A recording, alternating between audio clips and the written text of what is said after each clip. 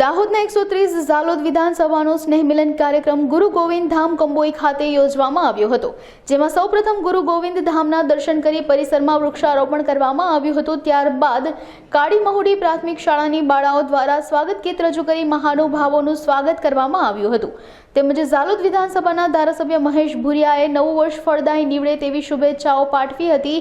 આ પ્રસંગે 130 ઝાલોદ ધારાસભ્ય મહેશ ભુરિયા, રાજ્ય સરકારના કૃષિ અને પંચાયત મંત્રી બચ્ચુ ખાબડ, શિક્ષણ મંત્રી ડોક્ટર કુબેર ડિંડોર, તાલુકા પ્રમુખ ભાજપ જિલ્લા પ્રમુખ શંકર આમલિયર, તાલુકા સભ્યો, જિલ્લા સભ્યો, સરપંચો, પાર્ટીના વરિષ્ઠ કાર્યકર્તાઓ, પત્રકાર મિત્રો, સંગઠનના હોદ્દેદારો, પ્રજાજનો ખૂબ મોટી સંખ્યામાં ઉપસ્થિત રહ્યા હતા। 17 નવેમ્બર 1913 જે માનગઢની ધરતી પર ગોવિંદ ગુરુના નેતૃત્વમાં જે દેશને આઝાદી અપાવવા માટે જે યુદ્ધ ખેલાયોમાં અમારા 1507 આદિવાસી શહીદ સુરમાઓ શહીદ થયા એમને અમે શ્રદ્ધાંજલિ આપીએ છીએ। અને આજે આ સ્નેહ મિલન કાર્યક્રમ ઝાલોદ વિધાનસભાનો આ કંબોઈ ધામ ગોવિંદ ગુરુની જે કર્મભૂમિ અને સમાધિ સ્થળ છે ત્યાં જે સ્નેહ મિલન કાર્યક્રમ કરીને એમના સંદેશને અમે યાદ કર્યો છે।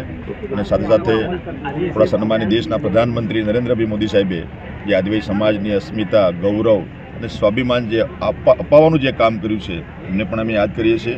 અને સાથે સાથે સરકારની યોજનાઓ જે જમીની સુધી અમારા છેવાડાના માનવી સુધી પહોંચે એના માટે રાજ્ય સરકાર કટિબદ્ધ છે। અમારા જસવંતસિંહ બાપોર સાહેબ, અમારા મંત્રીશ્રી, અમારા ધારાસભ્યશ્રીઓ, અમારા શંકરભાઈ અને અમારી સંગઠનની પૂરી ટીમ આજે સાથે મળીને નવા વર્ષની દરેક અમારા ભાઈ બંધુઓને ઢેર સારી શુભકામના પાઠવીએ છીએ, નવા વર્ષની શુભેચ્છા પાઠવીએ છીએ। આ સ્નેહ મિલનમાં આજે મોટી સંખ્યામાં અમારી માતા બહેનો, અમારા કાર્યકર્તા બંધુ ભગીની બધા આવ્યા, એમને અમે ઢેર સારી શુભકામના પાઠવી।